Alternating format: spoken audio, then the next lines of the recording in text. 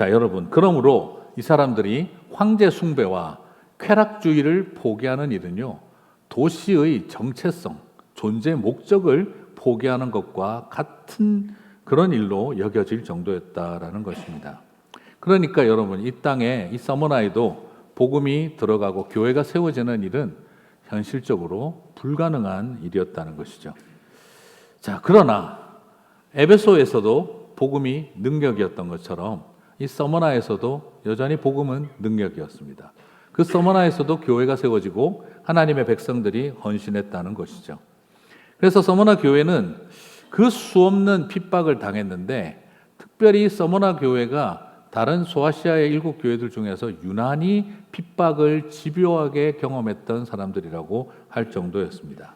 그래서 서머나 교회를 향한 계시록의 메시지에는 책망은 보이지 않고 칭찬과 위로와 앞으로 일어날 일에 대한 권면을 해주고 있는 것을 보게 되죠.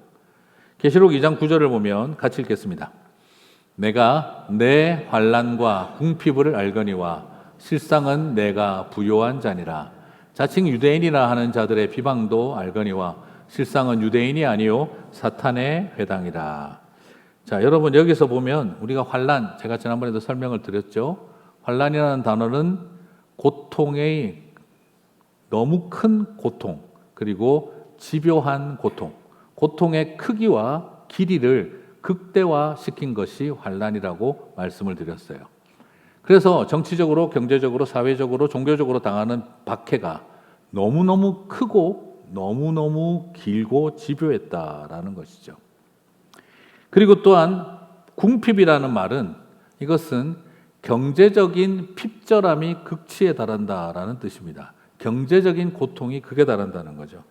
야, 여러분, 종교가 달라서 박해만 받고 차별만 당하면 그거 뭐 그렇게 힘들지만은 않습니다. 무슨 말이냐 그러면, 너는 왜 기독교 믿어? 그래서 사람들이 왕따하고 분리하고, 그리고 그걸 가지고 무시하고 그냥 사람을 차별을 한다면 굉장히 고통스럽지만 또 버틸려면 버텨요. 그런데 내가 가진 종교 때문에 우리 아이들과 내가 집에서 쫓겨나고 직장을 잃고 길거리에 내앉아야 하는 경제적인 핍절이 극에 달한다고 한다면, 여러분, 박해가 어렵겠습니까? 가난이 어렵겠습니까? 그리고 실제로 이들이 당하는 박해와 고통이 만만치가 않았습니다. 왜냐하면 서머나 사람들은 기독교인들을 박해하는 일이 애국이었기 때문입니다. 그들을 죽이는 일이 비인간적이라고 생각하지 않고 사람다운 행동으로 여겨졌기 때문입니다. 왜냐하면 우리 도시 국가의 존재 목적은 황제를 숭배하는 일인데, 이것들은 우리 도시 국가에, 우리 이 도시의 존재 자체를 부정하는 인간들이다. 우리의 생존권을 파괴하고 있다. 그러므로 우리 도시의 이 존망을 걸고 이 기독교인들을 죽여야 한다. 그러므로 기독교인들을 죽이는 일은 비인간적인 일이 아니라 사람이라면 해야 할 일이다. 이 도시의 시민이라면 해야 할 일이다. 저들을 죽이는 일이 애국이고, 저들을 죽이는 일이 우리 신에 대한 충성이다. 황제에 대한 헌신이다. 라고 가르쳤던 거죠. 그러므로 사람을 죽이는 이 살인이라고 하는 잘못된 윤리가 어느 틈에 그곳에서는 국가적인 의로운 행위로 받아들여지는 현실이 되고 있었다는 것이죠. 자, 그런데 나중에는 이 사람들이 처음 시작은 생존권의 문제, 우리 도시의 존재 목적이라고 생각하고 시작을 했는데, 하다 보니까 어떻게 되죠? 한 200년 하면은, 야, 이 정도면은 죽이는 사람들도 상처받을 것 같은데, 200년 하면서 이 사람들은 재미를 들이기 시작을 합니다. 그리고 로마인들이 좋아한다는 걸 알게 됐어요. 기독교인들을 잡아서 박해하고 죽이는 일이 한 200년 가다 보니까 엔터테인먼트로 바뀌기 시작을 합니다. 로마인들이 이 일을 좋아한다는 것을 알게 되고, 할 수만 있다면 어떻게 하면 더 재밌게 죽일 수 있을까를 연구하기 시작을 한 거예요. 여러분, 제가 차마 강단에서 옮기지를 못하겠습니다. 어떻게 했는지. 여러분이 영화로 보시면서 우아하게 드레스 입고 이렇게 하면서 뭐 사자가 막 기독교인들 잡아먹고 하는 거 있잖아요. 제일 점잖은 방법이었습니다. 우리가 영화에서 보고 TV에서 보는 것은 가장 점잖게 죽인 모습이었습니다. 이들은 나중에 광고까지 열심히 해대기 시작했습니다. 지금까지는 사자로 했는데 너무 빨리 죽는다고 재미없다는 말들을 들어서 사흘 굶긴 들깨를 풀기로 했습니다. 이번에도 많이 오십시오 하고 포스터를 내고 광고를 붙이고 사람들을 모집을 했습니다. 그래서 서머나는 할 수만 있다면 기독교인들을 가장 잔인하게 죽이는 것이 엔터테인먼트가 된다는 것을 알고 수많은 관광객을 유치하는 게임으로 만들어버렸다라는 것이죠. 이런 어떤 상황 속에서 수많은 하나님의 백성들이 그 환난과 궁핍을 견뎌내었던 것이죠. 그래서 놀랍게도 서머나인들은 이것이야말로 우리가 황제를 향한 충성이고 우리의 신을 향한 헌신이다라고 생각하고 있을 때 많은 서머나의 성도들은 그렇게 그 고통과 절망 앞에서 죽어가면서도 우리가 찬양할 수 있는 것이 우리의 하나님, 우리의 왕을 향한 충성이고 헌신이다라고 그들은 믿었던 것입니다. 그래서 어쩌면 서머나 교회는 그 주님은 그들을 향해 죽도록 충성하라는 말이 그들에게는 낯설지 않은 이야기였다라는 것이죠. 그래서 주님은 말씀하셨습니다. 계시록 2장 9절 내가 내 환난과 궁핍을 알거니와 실상은 네가 부요한 자니라. 200년을 그 궁핍의 대물림을 이어가야 하는 절망의 자리에 있었다 할지라도 너희들의 실상은 부요한 자라는 것을 내가 알고 있다. 오늘날 핍박 없는 이런 미국과 같은 곳에 살고 있는 우리가 이 말씀의 의미를 온전히 안다는 것은 현실적으로 어렵겠지요. 하지만 그래도 우리의 마음속에 그만한 고민과 깨달음은 있었으면 좋겠습니다. 하나님, 나중에 내가 주님 앞에 섰을 때 수많은 사람들이 너는 너의 부요함과 넉넉함을 알거니와 실상은 네가 거지와 같구나 하는 말을 듣는 것이 아니라 이 땅을 살아가면서 우리의 삶이 처절하고 힘들고 어려웠다 할지라도 실상은 네가 부요한 자니라 하는 주님의 음성을 듣는 저와 여러분이 되시기를 주님의 이름으로 축복합니다. 자, 그렇다고 한다면 이 서머나 교회 성도들을 그 환난과 궁핍으로 몰아넣은 사람들은 어떤 사람들일까요? 당연히 서머나 로마인들, 그죠? 그 로마인들과 이방인들이 그랬겠지. 아유, 정말 왜 그랬을까? 이런 생각이 드는데 오늘 놀랍게도 주님은 계시록 2장 9절에서 그것을 이방인들이라고 말하지 않습니다. 누구라고 하고 있습니까? 네, 같이 읽겠습니다. 자칭 유대인이라 하는 자들의 비방도 알거니와 실상은 유대인이 아니요 사탄의 회당이라. 여러분, 분명히 실질적인 핍박은 분명히 서머나에 있는 로마인들입니다. 서머나 사람들이 그랬어요. 그런데 그들이 그처럼 잔인하고 공격적으로 되도록 이간질하고 선동한 사람들은 누구라는 것입니까?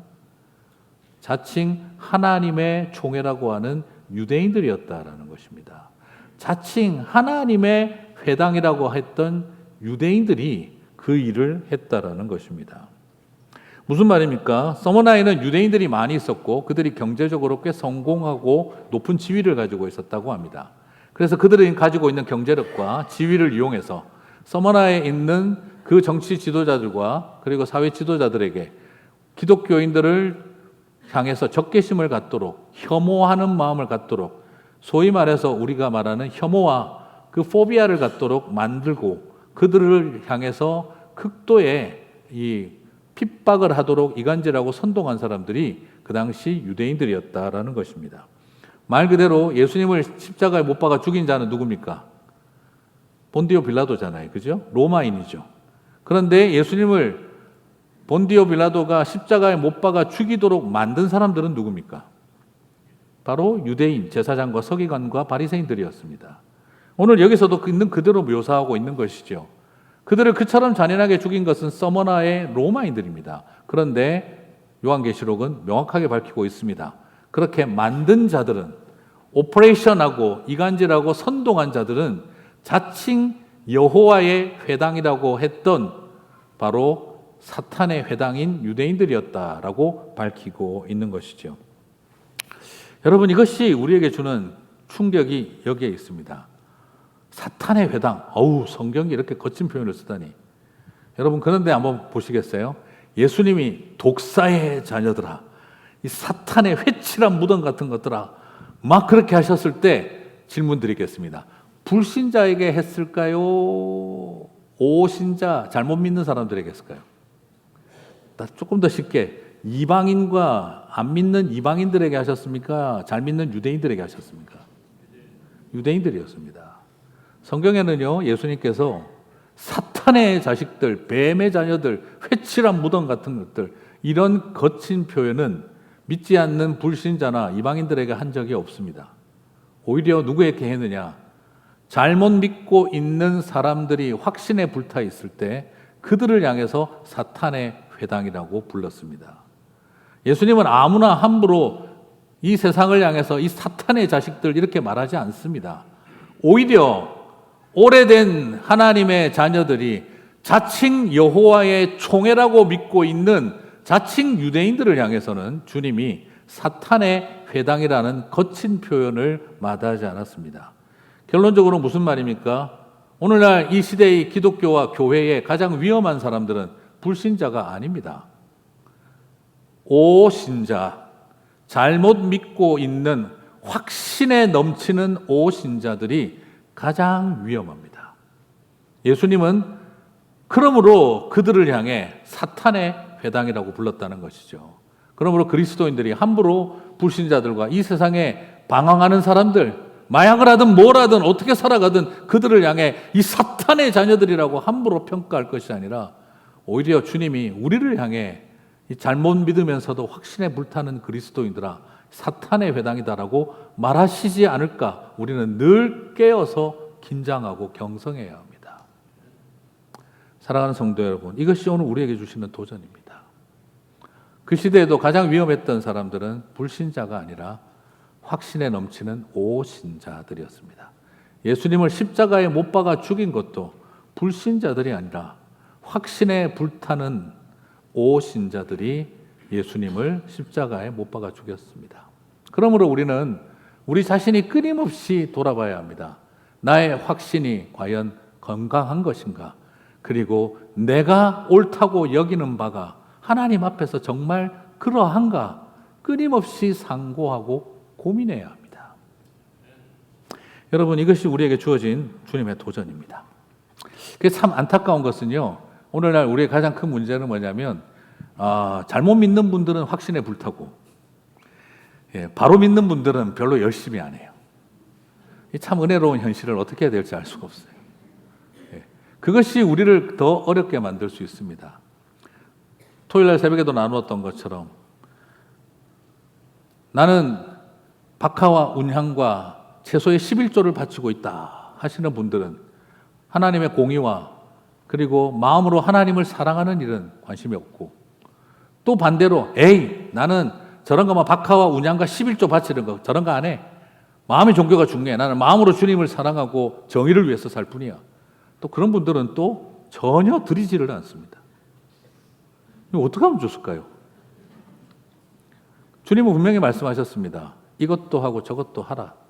그런데 우리는 그렇게 살아갑니다. 나는 공의를 지향하고 마음으로 하나님을 사랑하는 일을 한다 하면서 하나님 앞에 드려야 할 것들을 드리지 않을 때 우린 그것을 세련된 위선이라고 할 수 있습니다. 열심히 11조 바치고 그리고 또한 박하와 운양은 바치면서 마음으로 하나님을 사랑하고 공의를 행하는 일을 하지 않는 것은 투박한 위선이 되겠죠. 우리는 세련된 위선 아니면 투박한 위선 속에 끊임없이 외식하며 살아가고 있습니다. 주님은 이렇게 치우치는 걸 원하지 않으십니다. 바로 믿는 사람들은 헌신하지 아니하고 잘못 믿는 사람들은 헌신하고 있다면 아무런 희망이 없는 것과 마찬가지입니다. 오늘 주님은 우리들에게 도전하고 있습니다. 믿느냐 아니냐가 중요한 것이 아니라 바로 믿고 있느냐 아니냐가 더 중요하다는 것입니다. 그런 의미에서 우리는 고민해야 합니다. 우리의 신념이 배려를 잃어버리면 우리의 신념은 불지르는 일만 밖에 없습니다. 그러나 우리의 신념에 배려가 있으면 그것은 불지르는 일이 아니라 온기를 더하는 일이 됩니다. 따뜻하게 만듭니다. 사랑하는 성도 여러분, 신념을 갖지 말라는 말이 아닙니다. 배려 없는 신념에 빠지지 마시기 바랍니다. 배려 없는 신념은 방화를 일으킵니다. 그러나 배려하는 신념은 얼어붙은 사람들을 따뜻하게 합니다. 그 은혜가 있기를 바랍니다. 그런 의미에서 저는 오늘 말씀 준비하면서 예전에 한 12, 13년 전에 제가 나눴던 심청전 생각이 또 났습니다. 심청전은 고려 말과 조선 초에 기록된 고대 소설입니다. 배경을 볼 때 고려 말과 조선 초, 고려 말의 분위기는 어떤 곳이었느냐?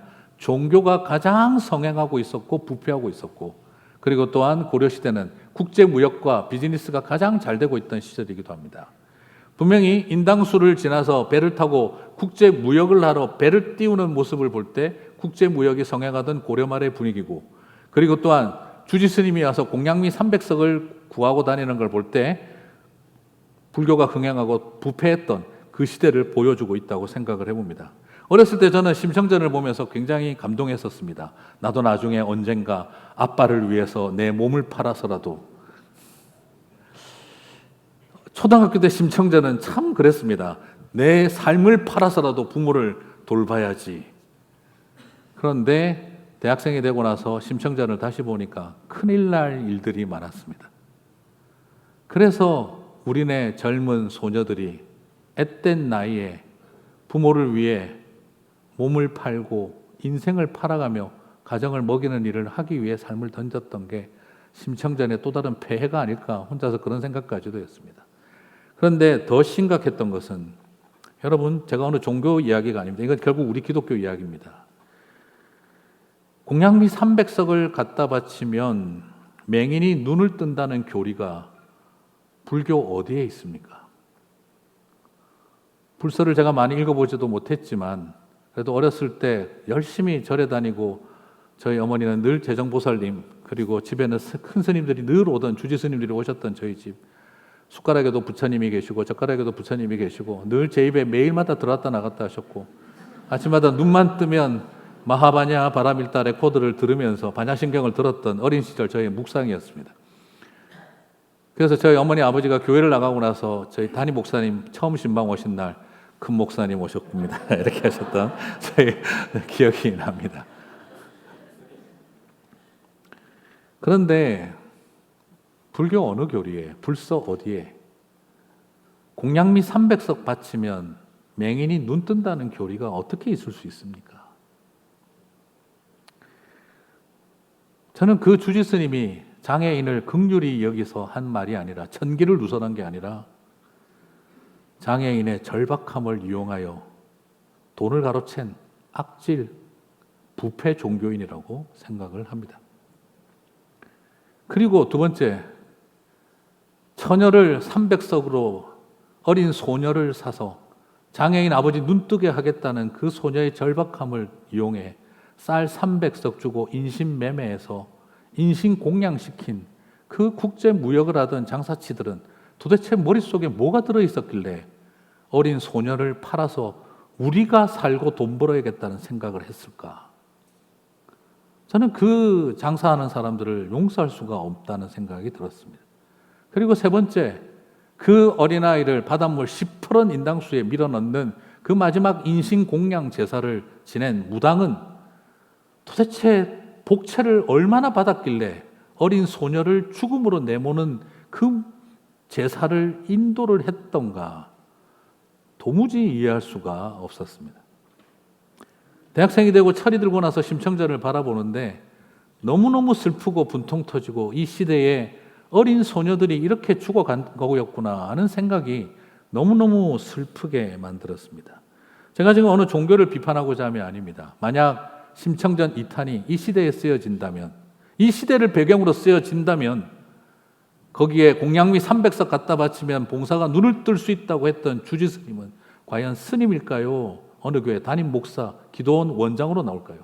부흥사로 나올까요? 저는 그것을 바라보면서 하나님이 우리에게 주시는 메시지다 하는 생각이 듭니다. 사랑하는 성도 여러분, 오늘 이 땅을 살아가면서 우리 기독교는 과연 이런 일을, 수많은 여직공들이 올라와서 죽어라 손톱에 미싱 박혀가면서 번 돈으로 아버지 어머니 집안 뭐 그렇게 살려보려고 애를 쓰고 있는데 부흥사가 와서 이 교회 오늘 헌금할 사람, 1,000만 원 할 사람 없어? 하면서 그거 다 뜯어갔던 엉터리 부흥사들, 과연 그들의 이야기가 아니라고 누가 말할 수가 있겠느냐는 것입니다. 그렇습니다. 불신자가 위험한 것이 아니라 확신에 불타는 오신자가 수많은 어떤 것보다 위험한 것을 보게 되어줍니다. 그래서 요한계시록은 우리에게 자칭 유대인의 회당이라고, 하나님의 총회라고 하던 유대인을 사탄의 회당이라고 부르고 있었던 것입니다. 오늘 그것은 유대인들 이야기로만 넘어갈 수 있겠습니까? 그것 또한 우리 또한 자유롭지 못한 인생들이라는 것을 주님은 명확히 보여주고 있습니다. 그래서 계시록 2장 9절을 다시 봅니다. 내가 내 환난과 궁핍을 알거니와 실상은 네가 부요한 자니라. 같이 읽겠습니다. 자칭 유대인이라는 자들의 비방도 알거니와 실상은 유대인이 아니요 사탄의 회당이라. 우리는 저 둘 중에 하나가 될 수밖에 없을 것입니다. 나중에 주님이 저와 여러분을 바라보시고 실상은 네가 부요한 자니라 여겨주시기를 소망합니다. 실상은 너는 하나님의 자녀가 아니요 사탄의 회당이라. 이 말을 듣지 않도록 하나님의 사람들은 다시 한번 나의 확신 그리고 나의 믿음은 정말 그러한가 하는 진지한 질문 속에, 그러므로 이단들의 말에 휘둘리지 마시고 이단들의 가르침에 확신하지 마시기 바랍니다. 하나님의 말씀 앞에 다시 돌아오게 되시기를 바랍니다. 주님은 복만 받으라고 우리를 부르지 않으셨습니다. 계시록 2장 10절 너는 장차 받을 고난을 두려워하지 말라. 볼지어다 마귀가 정치 너희 가운데서 몇 사람을 옥에 던져 시험을 받게 하리니 너희가 10일 동안 환난을 받으리라. 같이 읽겠습니다. 내가 죽도록 충성하라. 그리하면 내가 생명의 관을 내게 주리라. 우리에게 소명은 무엇입니까? 우리의 소명은 장차 받을 고난을 두려워하지 않는 일. 우리의 소명은 네가 죽도록 충성하라 하는 주님의 부르심인 줄 믿습니다. 여러분, 어떻게 이런 서머나 교회가 신천지가 말하듯이 이게 배교자의 교회가 될 수 있겠습니까? 복음과 함께 고난을 받으라는 메시지는 사라지고 복음과 함께 복을 받으라는 메시지만 남아있는 이 시대에 우리가 장차 받을 고난을 두려워하지 아니하고 죽도록 충성하라 하신 이 사명을 붙드는 주의 백성들이 되시기를 바랍니다.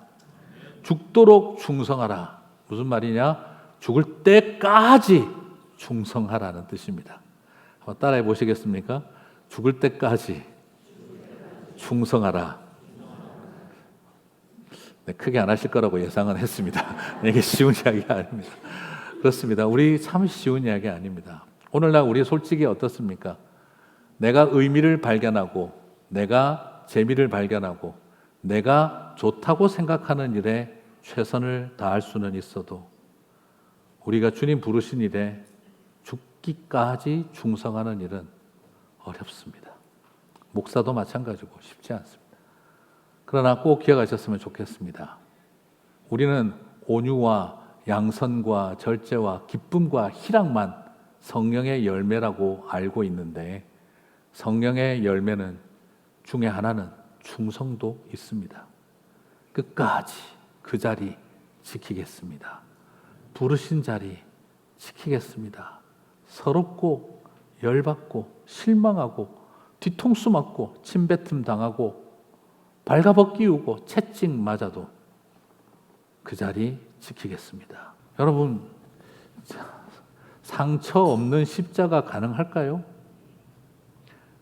가끔 어떤 분들이 그 이야기를 해요.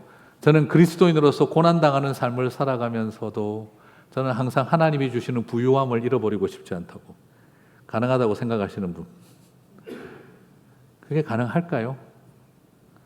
우리에게는 묘한 이상한 특징이 있습니다. 주님, 저 하나님 일하면서 상처받으면서 일하고 싶지 않아요. 그렇지만 십자가를 감당하고 싶어요. 불가능한 이야기입니다. 여러분, 그렇지 않겠습니까? 저에게 한번 답을 가르쳐 주십시오. 상처 안 받고 십자가 감당할 수 있는 방법이 있으면 제발 저를 좀 가르쳐 주십시오. 아무리 생각해봐도 모르겠습니다. 십자가는 뒤통수 맞고 사랑하는 제자에게 배신당하고 침뱉음 당하고 모욕당하고 발가벗기우고 채찍질 맞고 호산나를 외치다가 죽여라고 돌팔매질하는 사람들 앞을 지나가는 일이었습니다. 상처받지 않고 십자가 감당할 수 있는 방법이 있다면 제발 저에게 가르쳐 주십시오. 서머나라는 뜻은요, 몰약이라는 뜻입니다. 몰약에서 만들어졌어요. 몰약은 죽은 시신도 부패를 막는 그런 강력한 방부제 역할을 하는 향입니다. 그런데 그 서머나라고 하는 이 몰약은 어떻게 향이 나냐 그러면요, 깨뜨리고 밟고 짓누르고 갈아버릴 때, 그때 이 몰약의 향기는 가장 극대치를 이룬다고 합니다. 마치 하나님의 백성의 모습과 같습니다. 으깨고 밟고 부수고 깨뜨리고 터뜨릴 때 몰약의 향기는 가장 강력하게 일어나 죽은 시신도 부패를 막는 방부제의 역할을 하게 되는 것이죠. 사랑하는 성도 여러분, 그런 우리 하나님의 자녀들이 되십시다. 오늘 그 마음으로 나아가셔서 주님이 말씀하셨던 나는 처음이요 마지막이라 죽었다가 살아나시니가 라고 말씀하시고 오늘 이 서머나 교회 편지를 하셨습니다. 참 재미난 문학이에요. 처음이요 마지막이요 이러면은 문학적 기법상 생명의 시작이요 끝이라, 이게 맞아요. 그런데 예수님은 거꾸로 이야기합니다. 처음이요 마지막이요, 시작이요 끝이라가 아니라 죽었다가 마지막이 무엇입니까? 다시 살아나시니라는 거죠. 사랑하는 성도 여러분, 저와 여러분의 마지막은 무엇입니까? 죽음이 아니라 부활인 줄 믿습니다. 그래서 죽음으로 나를 내어몬다 할지라도 나는 다시 살리라. 나의 마지막은 무덤이 아니라 나의 마지막은 부활의 아침이니라. 사랑하는 성도 여러분, 그렇게 살아내어가는 저와 여러분 되시기를 주님의 이름으로 축복합니다.